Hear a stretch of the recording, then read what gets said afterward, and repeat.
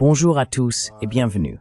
Nous sommes rejoints aujourd'hui par Henry Tillman, fondateur d'Asia Investment Research Global et fondateur d'Ayana Research aux Émirats Arabes Unis. Donc, bienvenue à nouveau dans l'émission. Toujours un plaisir d'être avec vous, Glenn.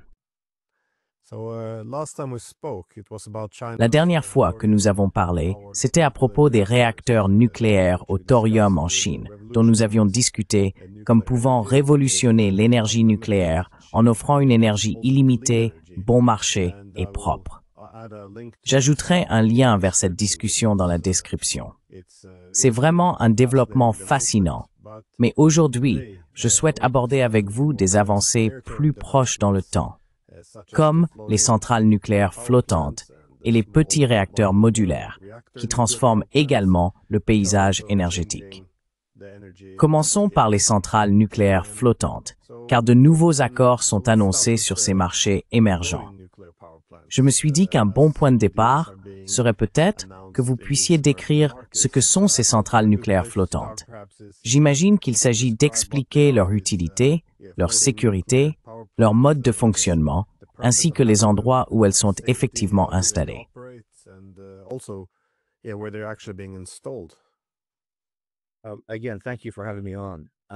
Encore merci de m'avoir invité.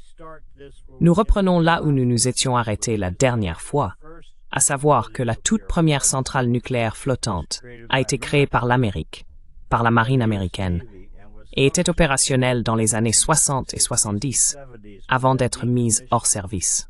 Donc, tout comme pour le thorium, où les États-Unis étaient en tête dans les années 60 et 70 avant d'arrêter, les États-Unis étaient également pionniers dans les centrales nucléaires flottantes dans les années 70, puis ont cessé en 1976. Il a donc fallu attendre longtemps, jusqu'en 2020, lorsque la Russie a lancé sa première centrale nucléaire flottante, ou FPP, au large des côtes du nord-est de la Russie. Il s'agit d'une barge flottante, d'environ 140 mètres sur 30 mètres et 10 mètres de haut. Elle produit 70 MW d'électricité. Dans ce cas, elle alimente un petit village ou une partie d'un petit village, mais elle ne peut fournir de l'électricité qu'à environ 4000 personnes. Mais elle pourrait être bien plus grande, surtout dans les zones où il est difficile de se raccorder au réseau.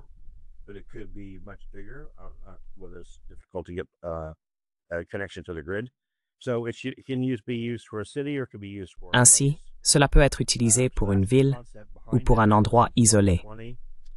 C'est le concept qui le sous-tend. Cela remonte à 2020. Depuis cette époque, comme vous le savez probablement, le monde est vraiment en quête désespérée de nouvelles sources d'énergie, et une grande partie de cette pénurie d'électricité touche l'Afrique. La Russie s'est donc empressée de produire ces petits réacteurs nucléaires modulaires. Pour de nombreux pays africains, il y a eu un article dans The Independent à la mi-mai qui parlait de 20 pays différents. Je ne vais pas revenir là-dessus, mais on peut simplement consulter The Independent pour cette étude. Je crois que c'est le 13 mai. Mais ce dont je veux parler, c'est que la semaine dernière, nous avons publié un article sur le fait que ça se passe non seulement en Russie et en Afrique du Sud, mais aussi en ASEAN. Ainsi, au deuxième trimestre, nous avons vu Rosatom conclure des contrats avec la Malaisie pour des centrales nucléaires flottantes.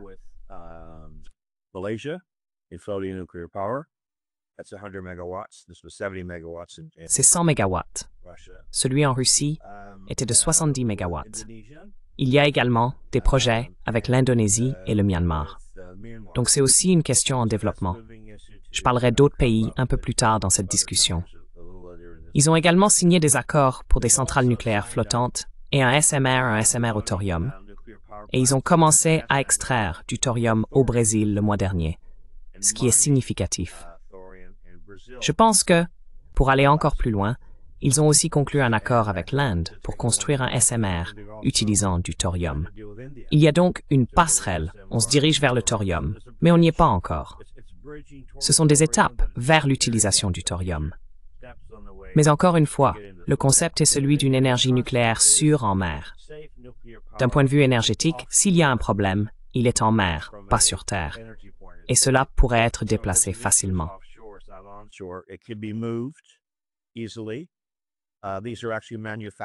Celles-ci sont en réalité fabriquées en Russie et livrées au pays. Donc, s'il contrôle la partie fabrication et la récupère, elle ira au pays. Elle peut être utilisée de n'importe quelle manière que le pays souhaite. Pour un projet, pour une région du pays ou pour une ville à l'intérieur du pays. C'est donc la première étape. J'ai entendu des concurrents qualifier cela de fruit à portée de main pour développer, si vous voulez, des capacités nucléaires, des capacités énergétiques sur l'ensemble du spectre. Encore une fois, nous conseillons sur l'ensemble du spectre.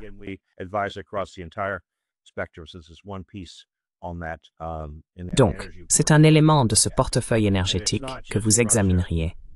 Et il ne s'agit pas seulement de la Russie et de la Chine. De nombreux autres pays sont également impliqués dans les FNPP. C'est donc la première étape, si vous voulez. Mais encore une fois, je tiens à souligner que ce n'est pas uniquement la Russie, contrairement à ce que toute la presse relaie. Il s'agit aussi de l'ASEAN. Ce n'est pas non plus américain, c'est donc bien plus large, et c'est, je pense, notre premier point. Mais ce qui est vraiment intéressant, c'est la manière dont la Russie a présenté cela. C'est vraiment une approche clé en main. Si l'on regarde les décisions prises par certains pays de l'ASEAN que nous avons étudiés, on constate qu'ils prennent en compte non seulement les capacités de performance et la fiabilité historique, dans lesquelles la Russie est en tête, mais aussi la manière dont l'offre est présentée. La Russie prendra en charge le coût initial de ce projet.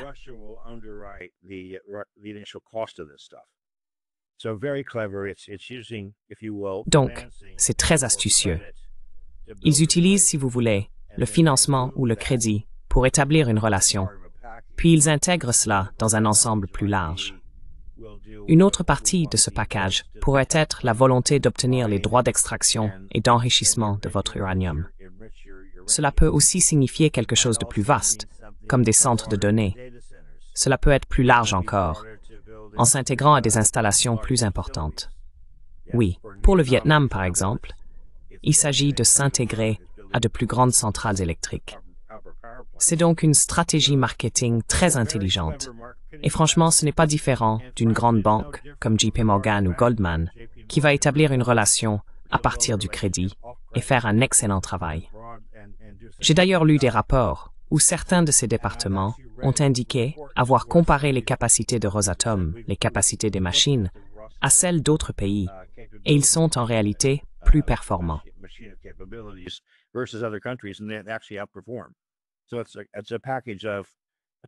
C'est donc un package, une approche clé en main pour ces pays. Ils fournissent le financement. Cela ne figure pas au bilan du pays. Très astucieux. C'est vraiment, vraiment astucieux. Et ils avancent aussi vite que possible, parce que tout ce marché, comme nous allons en parler aujourd'hui, évolue très rapidement. La Russie doit avancer aussi vite qu'elle le peut. Et ces marchés, l'Afrique et l'Asie, sont exactement les marchés dont le président Poutine a parlé récemment, lors du dernier sommet, en disant que ce sont les marchés en croissance du monde. Ils sont donc parfaitement alignés avec les marchés en croissance du monde. Une gestion descendante, assez habile, et ils font du bon travail en avançant aussi vite que possible dans la construction de cela.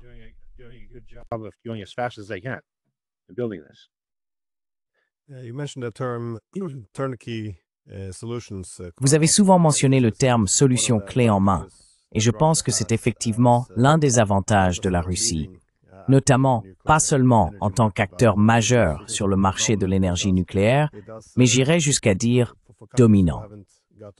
Pour les pays qui ne disposent pas de tout le savoir-faire et de la technologie nécessaire, ils offrent tout, de la construction des centrales nucléaires à la fourniture du combustible, en passant par la gestion, l'élimination du combustible usé et la maintenance. C'est agréable d'avoir un partenaire commercial qui s'occupe de tout. Cela crée tout de même un avantage concurrentiel très puissant.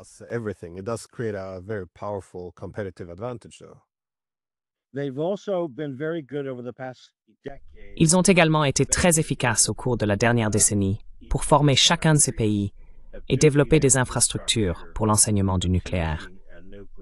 Car comme vous vous en souvenez de notre dernière conversation, de nombreux pays ont tout simplement arrêté cela complètement. Je travaille avec plusieurs pays qui n'ont tout simplement pas cette capacité nucléaire ou avec de grands pays que vous connaissez qui sont très limités en matière de compréhension dans ce domaine. Il faut donc développer cette technologie dès le niveau de l'éducation. Et la Russie fait cela à travers l'Afrique depuis des années. Oui, et maintenant, ils exportent ce savoir-faire ailleurs dans le monde. Il y a donc une pénurie de personnes qualifiées dans ce secteur parce qu'il est fermé. Comme je l'ai mentionné, la toute première centrale nucléaire entièrement américaine a été mise hors service en 2018. Ce n'était pas il y a si longtemps.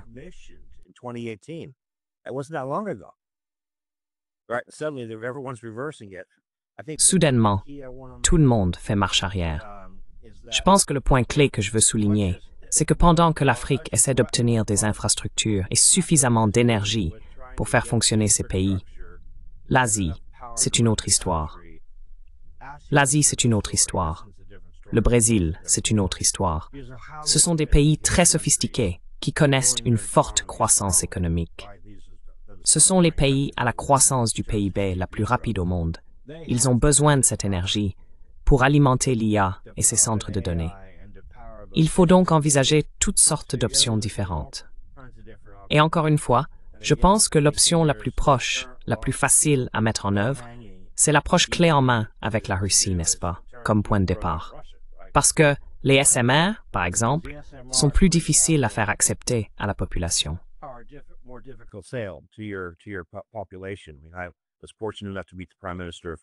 J'ai eu la chance de rencontrer le Premier ministre de Malaisie il y a quelques mois ici à Londres, et il expliquait qu'il faut du temps pour convaincre les gens du concept de condensation. C'est différent. On parle de la génération 3, voire 4. Donc vous n'allez pas rencontrer les problèmes dont on a entendu parler auparavant. Mais cela prend des années. De plus, il faut des années pour que les SMR soient pleinement opérationnels, pour les construire et les mettre en service. Donc on parle d'un décalage de 5 à 10 ans, alors que les FNPP sont beaucoup plus rapides et à bien plus court terme. Je pense donc qu'il est important d'avoir cette discussion. C'est pourquoi je vous ai contacté et proposé d'en parler, car les gens doivent comprendre et les besoins ne cessent de croître. Ils ne diminuent pas, comme vous pouvez le constater dans toute la presse que vous lisez. Mais voici au moins une solution gagnant-gagnant pour les pays déjà engagés dans ce domaine. Et encore une fois, reposez-vous.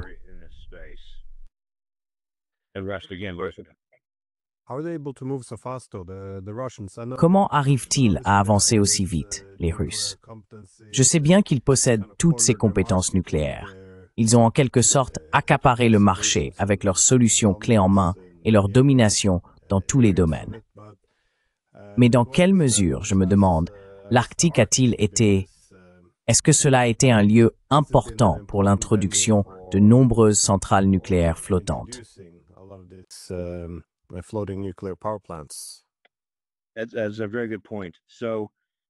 C'est un très bon point. Mon premier article sur la navigation arctique date de 2018, et j'en parlais déjà. Comme vous le savez probablement, la Russie dispose depuis des années d'une flotte complète de brise-glaces nucléaires arctiques, n'est-ce pas? En fait, c'est de là que proviennent les capacités, les fonctions originales, les fonctions RTM. Cette capacité nucléaire est transférée au FNPP. Mais cela remonte à la Russie des années 1950 et 1960. Ils développent l'énergie nucléaire depuis bien plus longtemps que ce à quoi les gens prêtent réellement attention.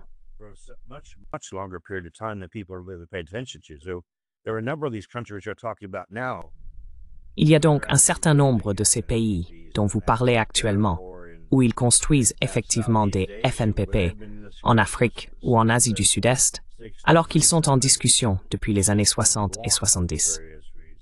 Cela a simplement été bloqué pour diverses raisons.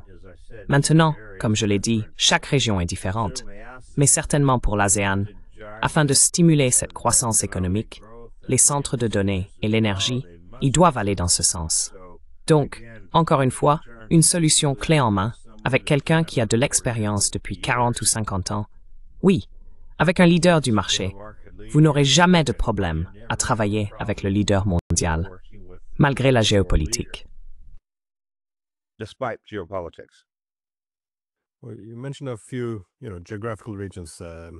Vous avez mentionné quelques régions géographiques, l'Asie du Sud-Est, l'Afrique, où la demande en énergie est actuellement très forte, car leurs économies progressent. Mais l'Asie centrale est également une région stratégique. À mon avis, aucune autre économie en Asie centrale n'est actuellement plus impressionnante que l'Ouzbékistan, qui affiche non seulement une croissance économique remarquable, mais aussi une base économique très stable en plein développement. Quel rôle cela joue-t-il dans l'expansion mondiale des marchés du nucléaire?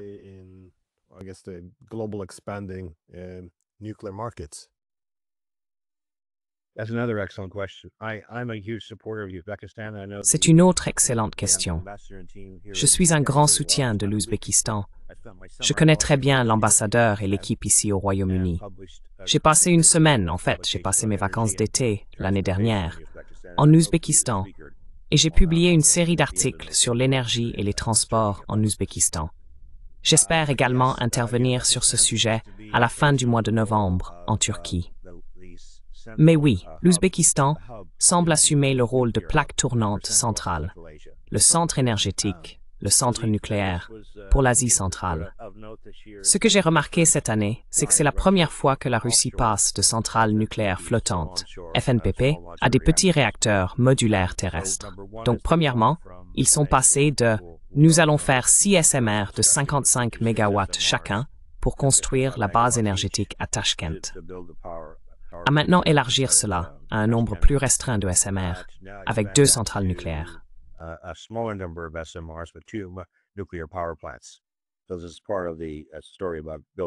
Ceci fait donc partie de l'histoire de la construction de relations.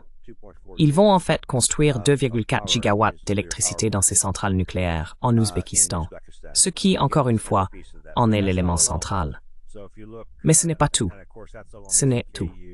Si vous regardez, et bien sûr cela se situe le long du corridor ferroviaire CKU, comme vous le savez, qui est très important pour le transport du pétrole de l'Iran vers la Chine, ce corridor ferroviaire CKU. Donc, ce n'est pas seulement important du point de vue de l'énergie nucléaire, mais le Kazakhstan a également récemment choisi de construire de nouvelles centrales nucléaires. L'une va vers la Russie, une autre vers la Chine, et une troisième est en discussion pour aller vers une partie occidentale. Mais cela vous donne de l'énergie nucléaire au nord, si vous êtes l'Ouzbékistan. Et il y a déjà eu des discussions depuis un certain temps concernant le Kirghizistan.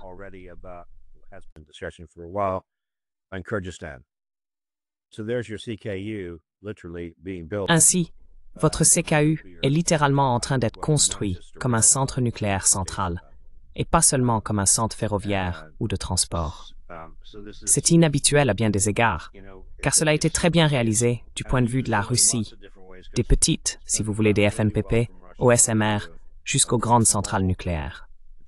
Et comme je l'ai dit, je tire mon chapeau à la rapidité avec laquelle l'Ouzbékistan a avancé.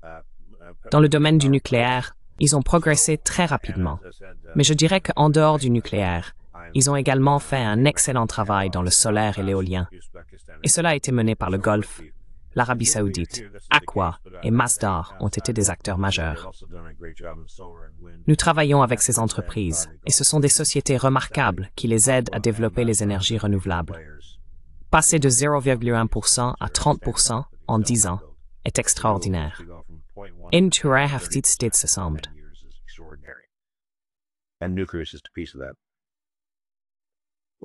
Eh bien, dans ce contexte de transformation de tout le paysage nucléaire mondial, il semble effectivement qu'une certaine coopération soit nécessaire entre la Chine et la Russie. Encore une fois, c'est aussi mon principal domaine d'intérêt, la coopération économique entre la Chine et la Russie. Pour la Russie, bien sûr, c'est très important, puisqu'elle cherche à réorienter son économie loin de l'Occident. Et pour les Chinois également, dans leurs efforts pour s'intégrer davantage au vaste continent eurasiatique, la Russie devient un partenaire indispensable. Ainsi, ce partenariat sino-russe, que les Russes appellent la Grande Eurasie, est vraiment au centre.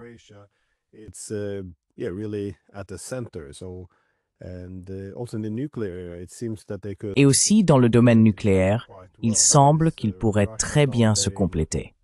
C'est-à-dire que la Russie domine dans une large mesure le marché nucléaire international, tandis que les Chinois arrivent avec des technologies très impressionnantes.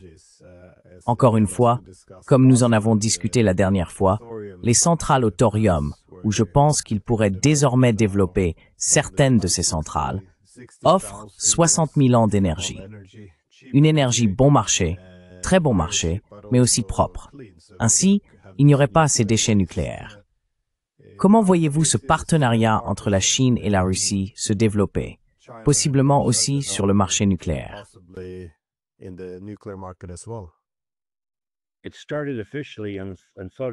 Elle a officiellement commencé à flotter en 2016. Il y a eu toutes sortes de discussions au cours des dernières années sur le nombre de centrales nucléaires flottantes, FNPP, qui seraient construites entre les deux pays. À ce jour, tout ce qui s'est passé, c'est que la Russie a laissé à la Chine le soin de construire les coques. Plusieurs coques, si vous voulez, à des fins russes. Bien qu'il y ait toutes sortes de discussions sur ce que la Russie pourrait faire en construisant des centrales nucléaires flottantes pour la Chine, vous comprendrez qu'il y a des pays en Asie et en Amérique du Nord qui sont terrifiés à l'idée de voir des FNPP russes en mer de Chine méridionale.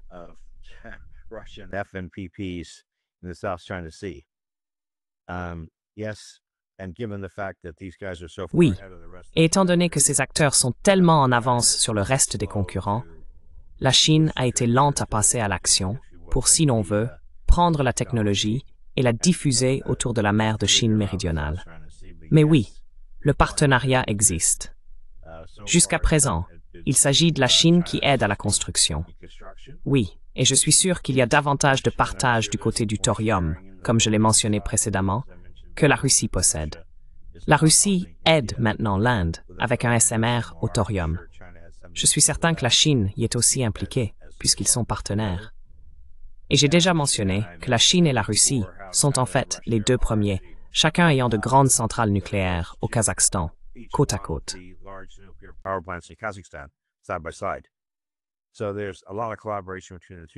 Il y a donc beaucoup de collaboration entre les deux parties. Et je pense que ce n'est qu'une question de temps avant que les FNPP russes n'arrivent en Chine le long de la côte. J'ai déjà mentionné qu'elles longent déjà les côtes du Vietnam, de la Malaisie, oui, de l'Indonésie.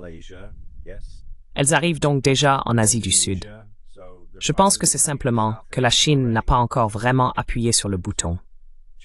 À une époque, il y a encore quelques années, ils parlaient d'en construire 20 ou 30 eux-mêmes en mer de Chine méridionale, mais ils n'ont pas encore lancé le projet.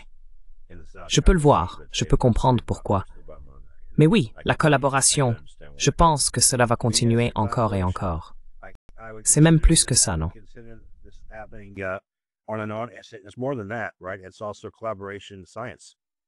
C'est aussi une collaboration dans le domaine scientifique. Vous savez, c'est plus large. Il s'agit certes d'une collaboration nucléaire entre les deux parties, mais cela s'étend à toutes sortes de sciences.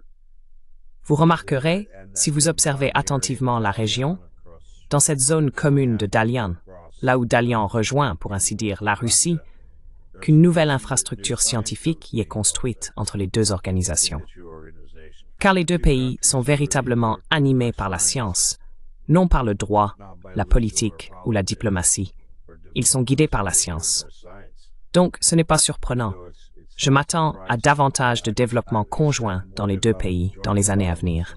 Ils se font confiance et s'entendent bien, et cela aide beaucoup.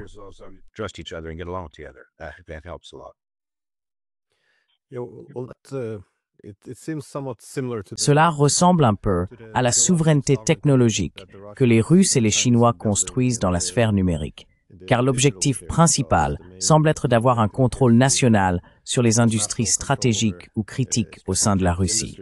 Oui, avec la technologie numérique. Ainsi, ils disposent tous deux d'un écosystème plus ou moins indépendant. Évidemment, les Chinois sont bien en avance avec des technologies plus avancées.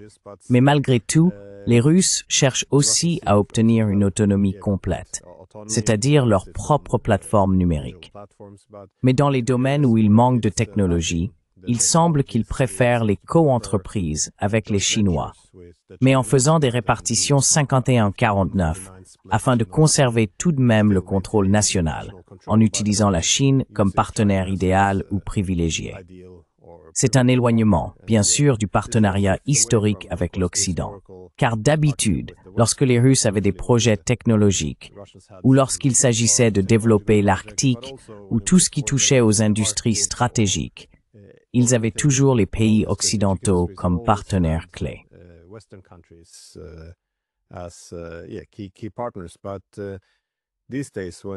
Mais de nos jours, alors que l'initiative de la Grande Europe de la Russie a été remplacée par celle de la Grande Eurasie, on observe désormais ce renversement, où la Chine semble toujours figurer en tête de liste. J'imagine que cela a aussi du sens, compte tenu de son bond technologique et de sa course continue vers l'avant.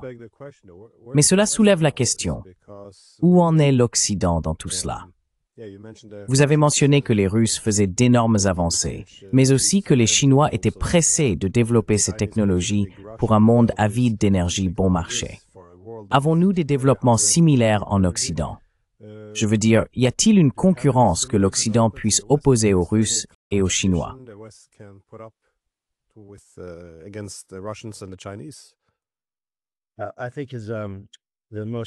Je pense que le cas le plus proche dans le temps auquel je peux penser se trouve en Thaïlande, où une décision concernant une FNPP ou un SMR est en attente.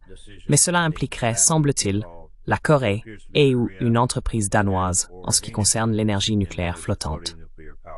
C'est à court terme. J'ai passé une journée la semaine dernière à la conférence européenne sur les FNPP pour le transport maritime. Je dois dire chapeau à Michael Boy, qui dirige Core Power, et à ses efforts pour essayer de rassembler l'Occident afin de dire que nous devons agir ici. Il y consacre beaucoup de temps et d'efforts. Il a de nombreux partenaires au Japon, en Corée et aux États-Unis pour essayer de concrétiser ce projet.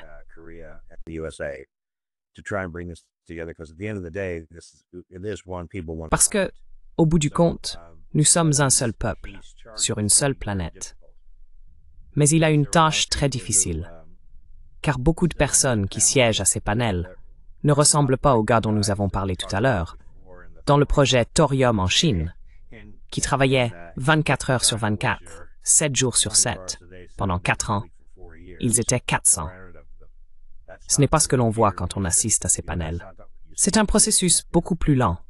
Je dois le faire, mais c'est particulièrement difficile quand tant de dirigeants occidentaux n'y croient même pas, n'est-ce pas? On peut imaginer qu'il est difficile de convaincre ces personnes. Et en plus, il n'y a pas beaucoup de couverture médiatique.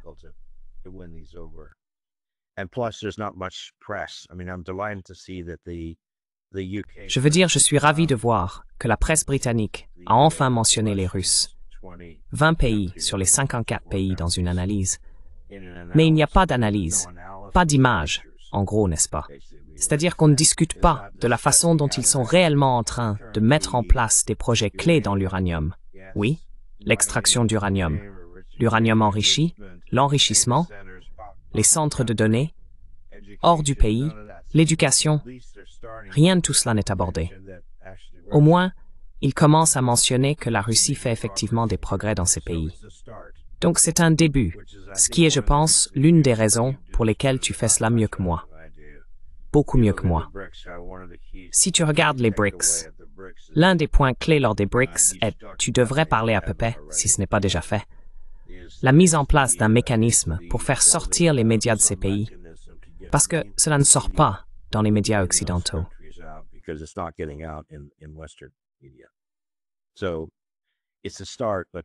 Donc, c'est un début, mais ce n'est pas suffisant. C'est vraiment différent. Je veux dire, je regarde toujours en arrière. J'adore le sport, comme vous le savez probablement, et je repense à différentes figures sportives, à ces discours de motivation et aux personnes qu'ils inspirent, et j'écoute les mots qu'ils prononcent d'un point de vue occidental. Et ce que je constate dans la vie, il y a un énorme fossé entre les deux. Sans vouloir être simplement gentil, je pense qu'il n'y a pas de véritable moteur en Occident, et qu'il n'y a pas de vrai message. J'ai l'impression que c'est tellement important, parce qu'au moins on transmet des messages aux gens, et le monde évolue très très vite. Donc, vous savez, ce genre de choses est assez important pour faire passer le message.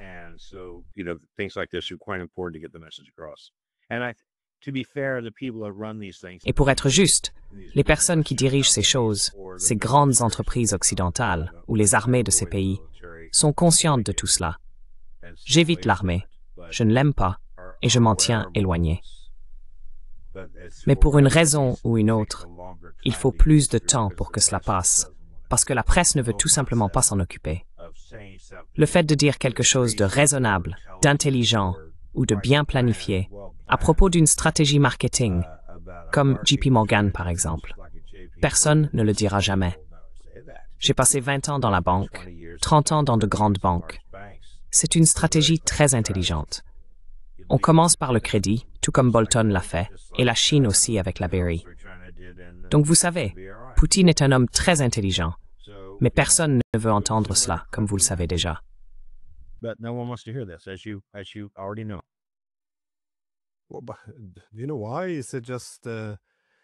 Savez-vous pourquoi? Est-ce simplement parce qu'il n'est pas populaire de parler d'un domaine où nous sommes en train de perdre? Ou est-ce une question de récit médiatique?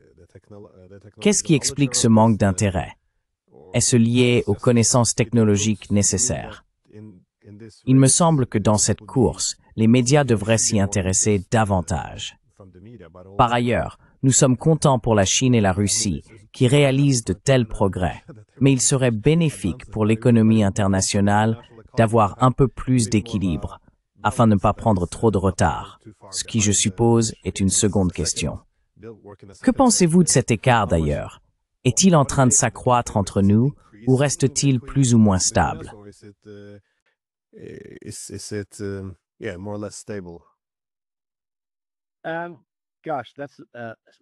Bon, répondons à cela de plusieurs façons différentes. Tout d'abord, encore une fois, avec Chatham House, on ne peut pas parler de non. Il y avait une personne, la semaine dernière, qui encourageait les gens, disant « Vous devriez faire ça, vous devriez avancer », comme le ferait un entraîneur universitaire ou professionnel. Je n'imaginerais jamais Pep Guardiola dire ces mots, ni quelqu'un qui dirige le PSG. Mais c'est presque comme du coaching. S'il vous plaît, essayez. Ça paraît bizarre, mais c'est vrai. Ensuite, j'essaye de juxtaposer cela avec ce que nous avons dit la dernière fois à propos du thorium, avec l'homme qui dirige le programme au thorium en Chine, disant que c'est comme un lapin qui est soit paresseux, soit gros, ou peu importe. Et soudainement, la tortue prend le dessus, n'est-ce pas? Donc j'observe ces deux mécanismes différents quand j'en parle. Mais il y a une différence.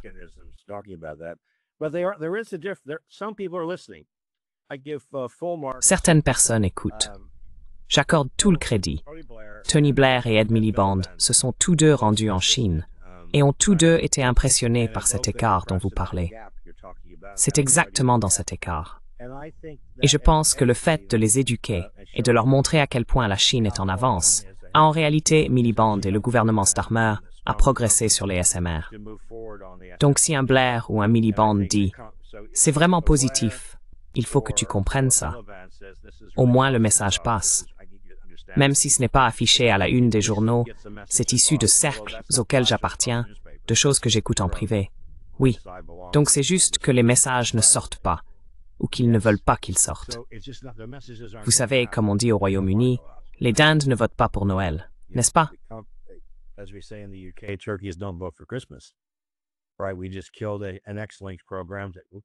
Nous venons d'abandonner un programme X-Links qui aurait pu fournir de l'énergie verte à 9 millions de foyers dans ce pays. Nous l'avons abandonné pour le Maroc. Cela ira probablement en Allemagne, mais nous l'avons tué ici. C'est comme ça. Les gens ne voient tout simplement pas l'urgence, et je ne sais pas quand ils la verront. Mais je veux continuer à vous informer. Voici les développements concernant les FNPP. Ce n'est pas seulement l'Afrique et l'Asie du Sud-Est. C'est aussi l'Amérique latine avec le Brésil. C'est désormais le thorium avec le Brésil. C'est le thorium maintenant avec l'Inde. Les choses avancent. Tout cela évolue très très vite. Vous et moi avons parlé pour la première fois début mai. Cela ne fait que 2 mois. Regardez ces développements. C'est assez incroyable. Oui, et tant que nous continuons à informer les gens, à leur dire ce qui se passe et à faire des comptes rendus, au moins le message circule.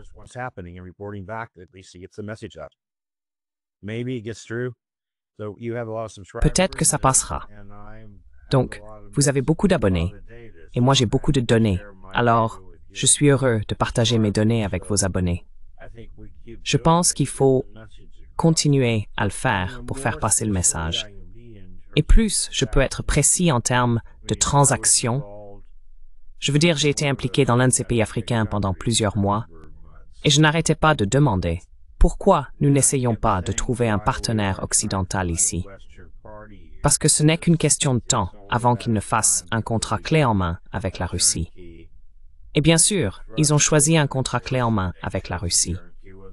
Et pourquoi ne l'auraient-ils pas fait? À cause de tout ce dont nous venons de parler, en plus des compétences linguistiques, en plus de la formation linguistique. Oui, c'est un programme entièrement complet.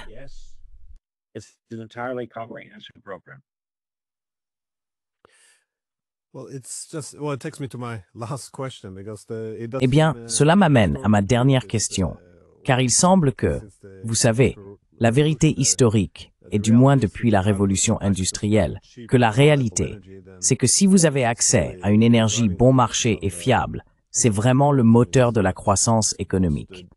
C'est d'ailleurs ce qui a motivé la plupart des rivalités géopolitiques depuis cette époque. Mais encore une fois, je sais que votre attention porte surtout sur les marchés et les technologies en tant que telles. Mais quelles sont les conséquences géopolitiques ou géoéconomiques de ce bond massif que vous observez dans le domaine du nucléaire de la part des Russes et des Chinois? Pouvez-vous en parler?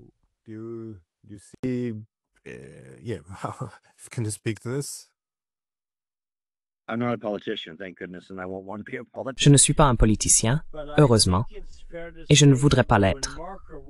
Mais je pense qu'il est juste de dire que lorsque Marco Rubio affirme que les 2/3 de la croissance mondiale des 10 prochaines années se feront en Asie, ils ont compris.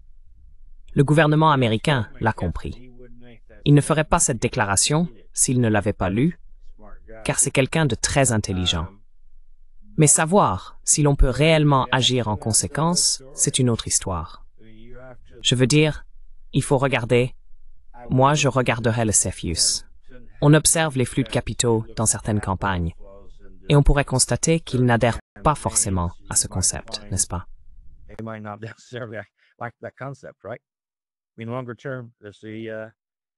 Je veux dire, à plus long terme, comme tu le sais bien, il y a tout un monde qui se construit à l'extérieur, avec ses propres flux commerciaux, oui, avec ses propres monnaies autour de tout ça. Et donc je pense que les gens voient bien vers où le monde se dirige. C'est juste qu'il y a une raison pour laquelle ça ne peut pas sortir. Donc des personnes comme toi, et ce que tu fais avec les invités de tes émissions et de tes podcasts, aident à éduquer les gens. Et j'ajouterai Pepe, quand tu en as l'occasion, ainsi que les personnes que tu invites et qui rapportent réellement sur ce sujet. C'est le seul message que tu arrives toujours à faire passer, parce qu'on ne l'obtiendra pas autrement.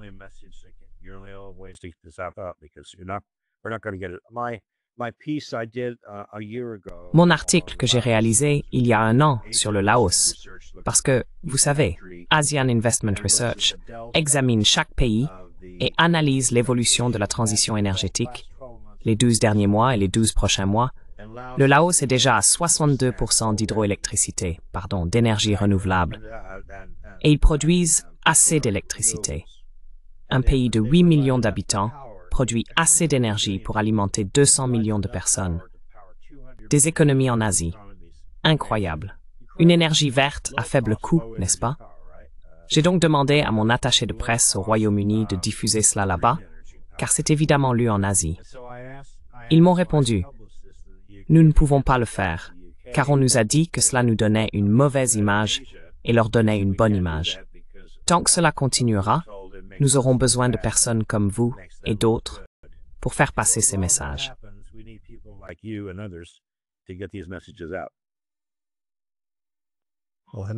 Henry, merci beaucoup pour votre temps. J'espère vous revoir ici. et aussi vous rencontrer à nouveau en personne, peut-être à Budapest.